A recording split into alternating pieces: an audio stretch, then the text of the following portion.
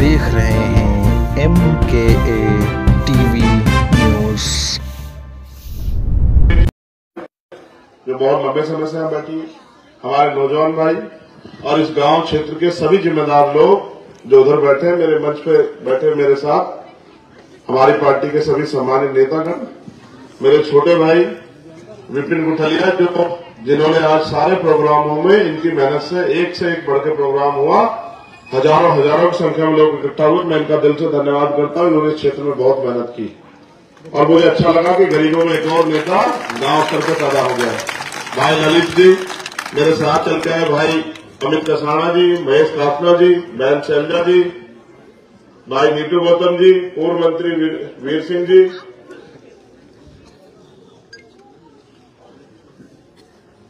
हमारे पार्टी के जिलाध्यक्ष हरिओम जी,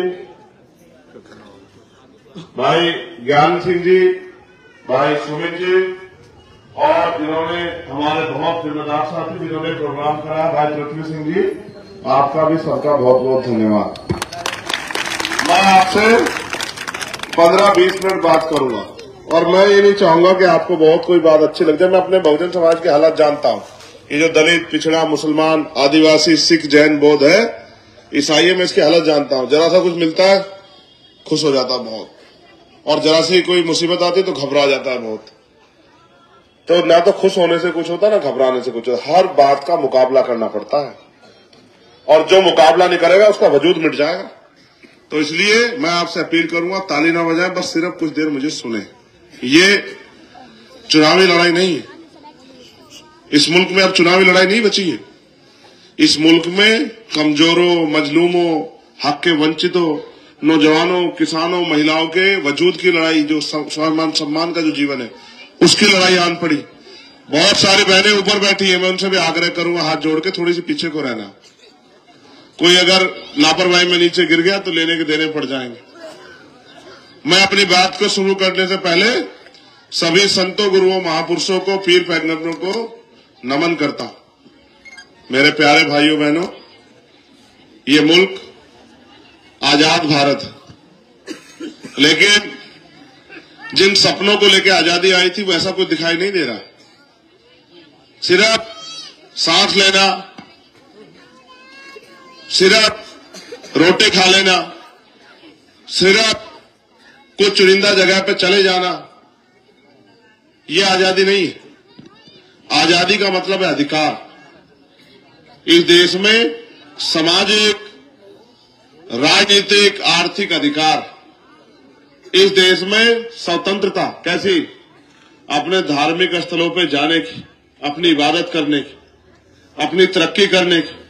इस देश में जब राजतंत्र था तो राजा महाराजा के बच्चे पैदा होते ही उनके माथे पे लिखा होता था कि ये राज करेंगे और बाकी सब लोग गुलाम रहेंगे। लेकिन इस देश में जब संविधान आया, इन सपनों के साथ आया कि जिनके पास वोट होगा उनका राज होगा, जिनकी संख्या होगी वो मिलजुल के राज में बैठेंगे और कभी हर 5 साल बाद किसी अन्य व्यक्ति को मौका मिलेगा जिसको जनता चाहेगी। जो जनता के काम नहीं करेगा, जनता उसको उखाड़ के फेंक देगी और जनता की जो उसके साथ देगा, गरीबों का हमदर्द होगा, गरीबों की आवाज बनेगा, जनता उसे ताकत दे देगी। लोकतंत्र इसलिए आया था कि राजतंत्र में अमीर लोग राज करते थे।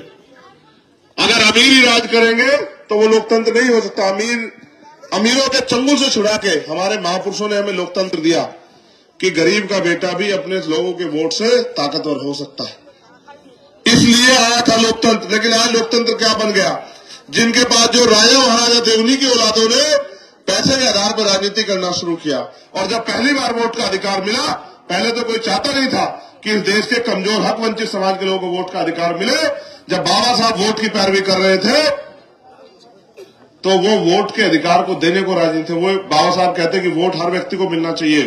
जो समझदार हो गया, बालिग हो गया, वो कहते वोट का अधिकार उसको मिले जो जमींदार है, वोट का अधिकार उसको मिले जिसका कारोबार है, वोट का अधिकार उसको मिले जो लगान देता है, वोट का अधिकार उसको मिले जो पढ़ा लिखा है। बाबा साहब ने घूम फिर के देखा कि इस देश में तो बहुत बड़े पैमाने पे कमजोर, मजलूम लोग पढ़ाई से वंचित हैं, रोजगार से वंचित है, अधिकार से वंचित है, खेती से वंचित है, कारोबार से वंचित है। तो अगर चंद लोग फैसला करेंगे कि इस देश की पॉलिसी क्या होगी तो फिर ये लोकतंत्र नहीं हो सकता।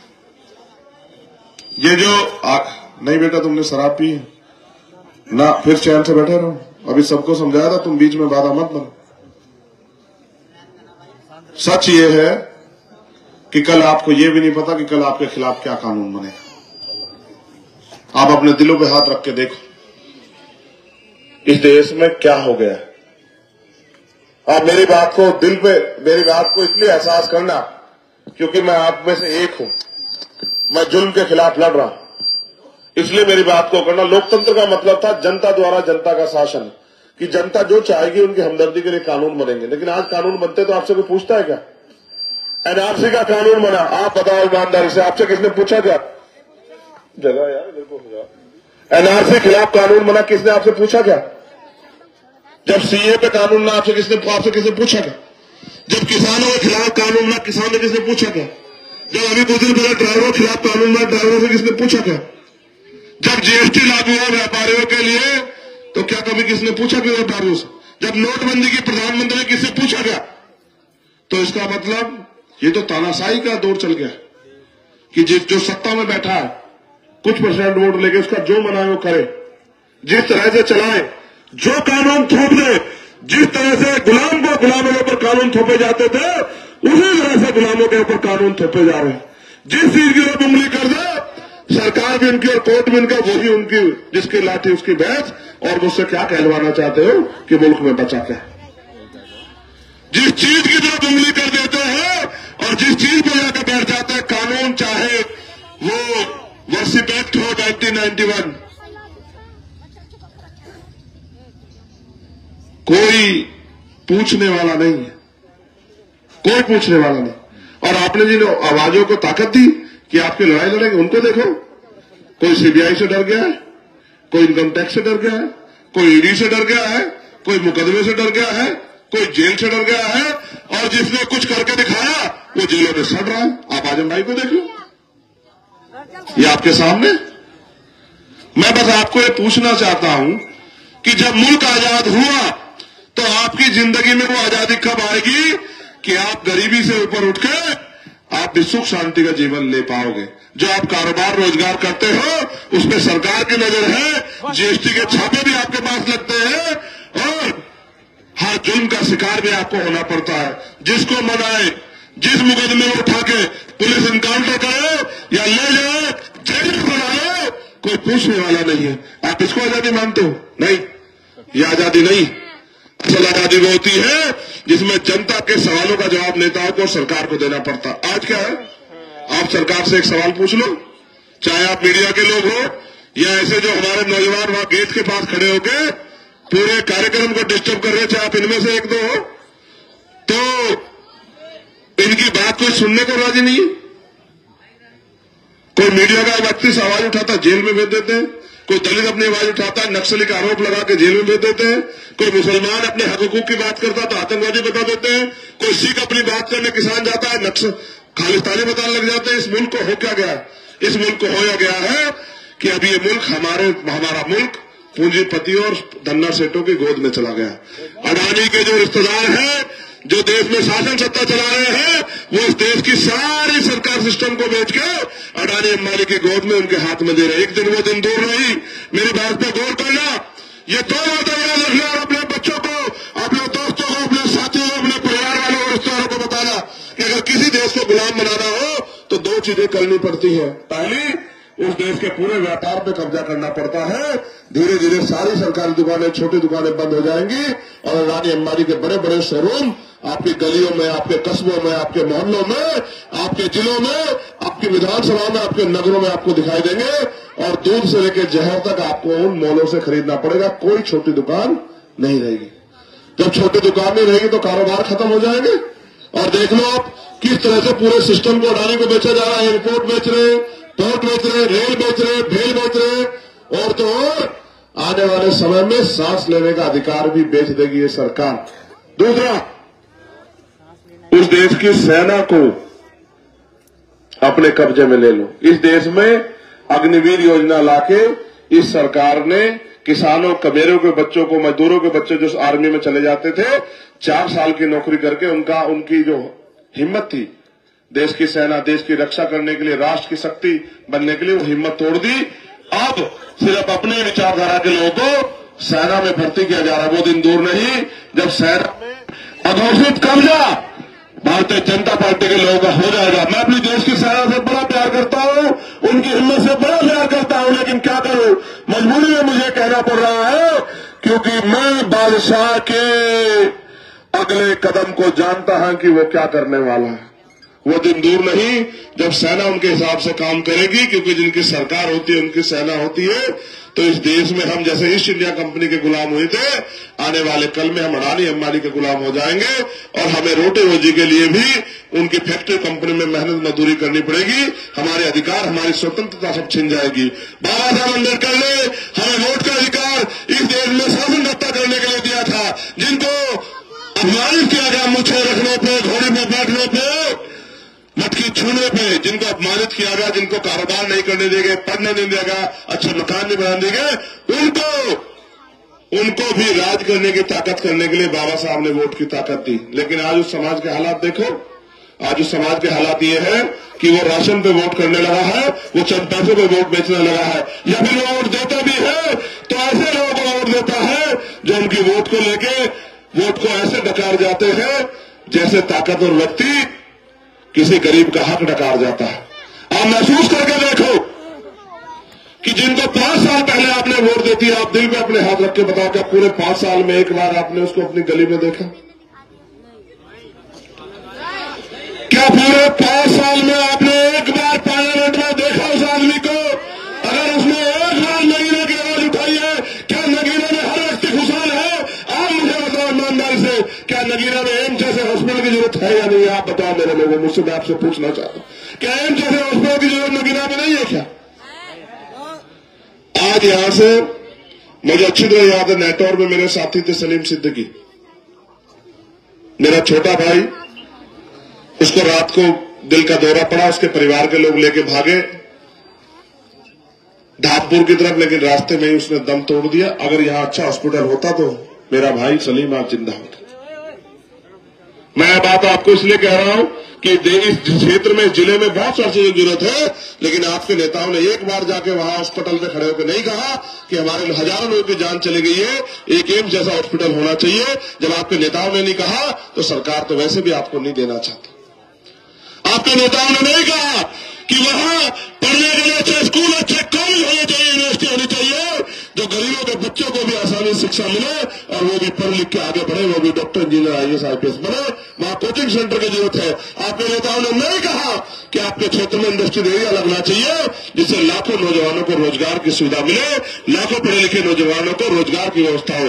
आपके नेताओं ने नहीं कहा कि ये जो बैकलॉग आपने SC, ST, OBC का पकड़ रखा है, ये खाली बैकलॉग पड़ा है, इस खाली बैकलॉग को आपको भरना चाहिए। प्राइवेट किया जा रहा है। कल अगर ये प्राइवेट हो जाएगा तो दलित वर्ग के लोगों से, पिछड़े वर्ग के लोगों से मैं पूछना चाहता हूं, आज भी देश में छुआछूत भेदभाव है, धर्म के आधार पर गैर बराबरी है, तो आपके बच्चों को कुर्सी पे कौन बिठाएगा इस देश में? और कोई भी नहीं बिठाएगा, और आप उससे बचाव की तैयारी भी नहीं कर रही। भाई मैं समझता हूं किसी का अगर मकान टूटा हुआ है, बरसात आने वाली है, तो वो तैयारी करता है कि भाई बरसात से मैं बच जाऊं।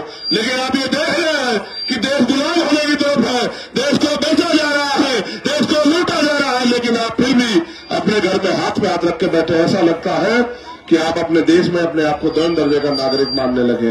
मैं आपको ये विश्वास दिलाना चाहता हूं, ये मुल्क भी आपका है, ये देश भी आपका है, और इसमें आप किराएदार नहीं है, आप इस देश में बराबर के हिस्सेदार हैं। आप अपनी ताकत को पहचानो मेरे लोगों, अपने हक हकूक की लड़ाई लड़ो। जब तक आप अपने हिस्से की लड़ाई नहीं लड़ोगे, आपके टूटे हुए घरों को, आपके उजड़े हुए घरों को कोई देखेगा नहीं। मैं देश भर में घूमता हूं, मैं यहां भी घूम रहा हूं, मैं देखता हूं आज भी खाने के लिए रोटी नहीं है, और पेंशन के नाम पे, विधवा पेंशन, विकलांग पेंशन, वृद्धा पेंशन के नाम पे 500 रुपए थमाए जाते हैं। आप ईमानदारी से बताओ, 500 रुपए में तो 2 दिन का भोजन भी सही तरह से नहीं आता एक परिवार का। क्या मजाक कर रहे हो गरीबों से? ऐसा जैसे मालिक वो अपने पालतू जानवर की तरफ ऐसे कुछ खाना बढ़ाता और छीन लेता है। इस तरह से खून के आंसू रोने के लिए इस देश में गरीब मजबूर है। यहां भी महसूस करके देखो, सरकार ने आमदनी तो नहीं बढ़ाई, लेकिन महंगाई कैसे बढ़ी है आप देखो। 350 रुपए का सिलेंडर 1150 रुपए का। 120-30 रुपए का आने वाला बिजली का बिल 500-600 रुपए का, और 20 रुपए की आने वाली दवाई आज 100 रुपए की हो गई है। पेट्रोल डीजल के दाम दुगने हो गए हैं, और अब अगर आमदनी पूछो तो जीरो। मनरेगा में मजदूरों को 100 दिन काम का वादा करके 25 दिन काम नहीं मिल रहा है। ठेकेदारी पे 7,000, 8,000, 9,000, 10 में 10,000 रुपए में गरीबों पे खून नोचा जा रहा है, गरीबी की खाल उतारी जा रही। इस देश में आप ये बताओ, आपकी नस्लें आने वाली करेंगी क्या जब आपका आदमी कुर्सी पर नहीं बैठा होगा और वो कुर्सी बैठ के कलम से आपके पक्ष में फैसले नहीं करेगा। कानून सड़क पे नहीं बनते हैं, कानून पंचायतों में नहीं बनते हैं, कानून बनते सदनों में। सदनों में आप गूंगे बहरे लोगों को भेजते हो और आप ये सोचते हैं आपकी लड़ाई लड़ो। मैं आपको याद दिलाना चाहता हूं, मैं पहले आपसे शुरुआत करूंगा।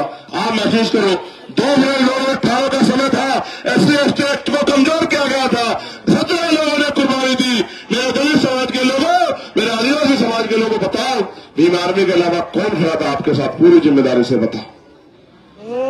अगर इस देश में कोई खड़ा था तो भीम आर्मी के लोग खड़े थे, और भीम आर्मी के 17 नौजवानों ने अपने प्राणों का बलिदान करके इस देश के SC/ST एक्ट को बचाने का काम किया, संविधान की रक्षा करने का काम किया। जब दिल्ली में गुरु घाट टूटा सदगुरु रविदास जी महाराज का, तो भीम आर्मी आजाद समाज पार्टी के लोग खड़े थे, जिन्होंने अपनी पीठों पर लाठियां खाके 96 लोगों ने 66 दिन जेल में रहकर केंद्र की सरकार को नाक रगड़वा के आपके गुरु घर को बचाने का काम किया। ये ताकत थी भीम आर्मी आजाद समाज पार्टी की, ये ताकत थी आपके चंद्रशेखर आजाद की। जब औरैया में आपको याद होगा, अभी एक वीडियो वायरल हुई कि एक बहन ने कहा कि मेरे पति को मार दिया है, मेरे ससुर मेरी सास को मार दिया है, चंद्रशेखर भैया मेरे घर आ जाओ, मेरी मदद कर दो, मुझे मार देंगे। तो मैंने यहाँ का काम छोड़ा, मैं औरैया गया और उसको बहन को वचन देके आया कि तुझे हवा भी नहीं लगने दूंगा, तेरा भाई वचन देता। जितनी ताकत है मेरे में मैं लड़ रहा हूं।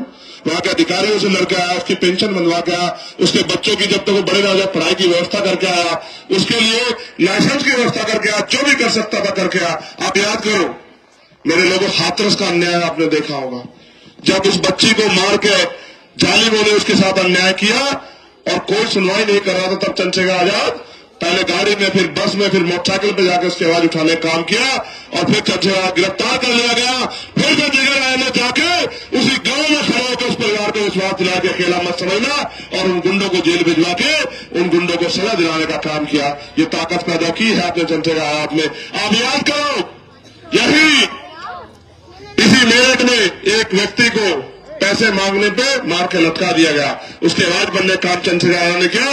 दो पार्षदों को शादी रूप से पीटा गया, उनके आवाज बनने का काम चंद्रशेखर आजाद ने किया। सबीरपुर में जब हमारे घर जलाए गए तो 600 दिन के लगभग 16 महीने मैंने 10x6 की कोठरी में जेलें काटी, 10x6 की कोठरी में जेल काटी, और कभी उठने की जालिम के सामने घुटने नहीं टेके, और निकलते ही इस भाजपा सरकार से फिर से मोर्चा लेकर लड़ने का काम किया। आप याद करो, कोई ऐसा जगह नहीं है यहां, बिजनौर में भी अगर आपको याद होगा, खिलाड़ी थी हमारी बहन, वही रेलवे स्टेशन के पास उसकी लाश बरामद हुई, अगर आपको याद हो, बबली, उसकी लड़ाई लड़ने के लिए मैं सारे काम छोड़ के यहां आया। जहां मेरी जरूरत पड़ी मैंने 24 घंटे 7 दिन आपकी लड़ाई लड़ी, कभी आपको पीठ नहीं दिखाई। कोई मामला, चाहे देहरादून में नैनसोप का मामला है, जब 7 साल की 5 साल की आपकी बच्ची को अपमानित किया गया, मैं सीना ठोक करके वहीं गया और सरकार से कह के आया कि अगर न्याय नहीं मिलेगा तो सरकार की स्टेट बजा दूंगा। मैं आपसे भी पूछना चाहता हूं, NRC के आंदोलन में कौन खड़ा था जमा मस्जिद पे आपकी लड़ाई लड़ने के लिए, जिसने आपको वचन दिया कि अपने आप को अकेला मत समझना? वो चंद्रशेखर आजाद था, कोई और था? आप अपने दिल से बताओ। जब मौलाना साहब साहब को, जब निजामुद्दीन मरकज को, जब तबलीगी जमात को इस देश में बेइज्जत आरोपित करने का काम किया, तो चंद्रशेखर आपके साथ सीना थाम के खड़ा था, नहीं खड़ा था? जब मौलाना करीम सिद्दीकी को जेल भेजा, उनकी लड़ाई लड़ने के लिए मौलाना करीम सिद्दीकी के घर कौन गया? आप अपने दिल से पूछो। जब तबरेज को वहां कासगंज में मार के लटका दिया गया, उसकी आवाज बनने के लिए कौन गया? जब रफी जुनैद को राजस्थान में मार दिया गया और हरियाणा इलाके में दोनों बच्चों को जिंदा जलाया गया, तो इस पूरी सरकार के खिलाफ कौन लड़ा? और यही जब नैतौर में गोली चला के सलमान को मार दिया गया, इनकी आवाज बनने का काम किसने किया? और जब दुनिया में भी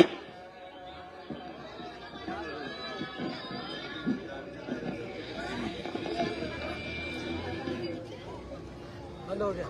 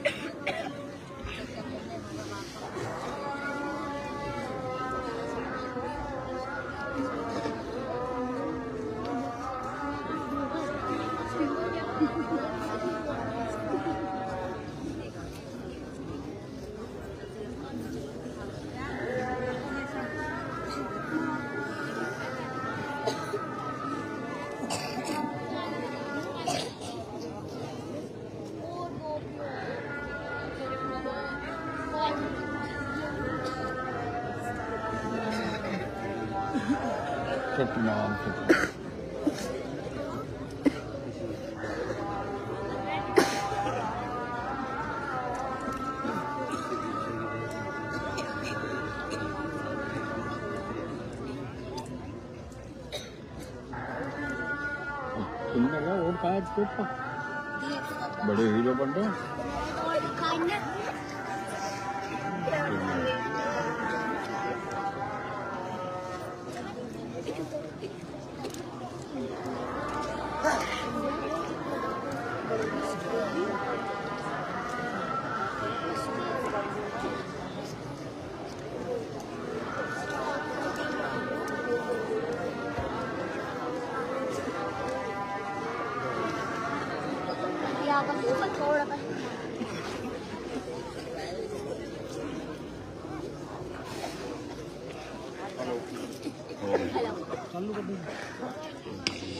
हेलो। तो क्योंकि मेरे गुरुओं संतों महापुरुषों ने मुझे लड़ना सिखाया अन्याय के खिलाफ, जुल्म के खिलाफ, तो जब दुनिया में भी, अभी आपको याद हो धामपुर में उस दिन हमारी रैली थी और उसी समय फिलिस्तीन के साथ जुल्म होना शुरू हुआ और प्रधानमंत्री ने और यहाँ के उत्तर प्रदेश के मुख्यमंत्री ने स्पेशल ऐलान करवाया कि अगर कोई फिलिस्तीन की हिमायत करेगा तो उसको सरकार के मुकदमे का सामना करना पड़ेगा। तो मैं पहला अकेला वाइस शख्स था जिसने फिलिस्तीन की हिमायत यही धामपुर की सरजमी पर खड़े करी और ये कहा कि हम मजलूमों के साथ हैं, फिलिस्तीन के साथ हैं। मैं बात आपको इसलिए बता रहा हूं, आप 10 रुपए का सामान खरीदने जाते हो, 20 रुपए का सामान खरीदने जाते हो, एक कई बार सामान को चेक करते हो, ये सामान नकली तो नहीं है, ये सामान कम तो नहीं है, ये सामान का जो पैकेट है खुला हुआ तो नहीं है। लेकिन जब आप 5 साल के लिए अपने लिए नेता चुनने जाते हो तो फिर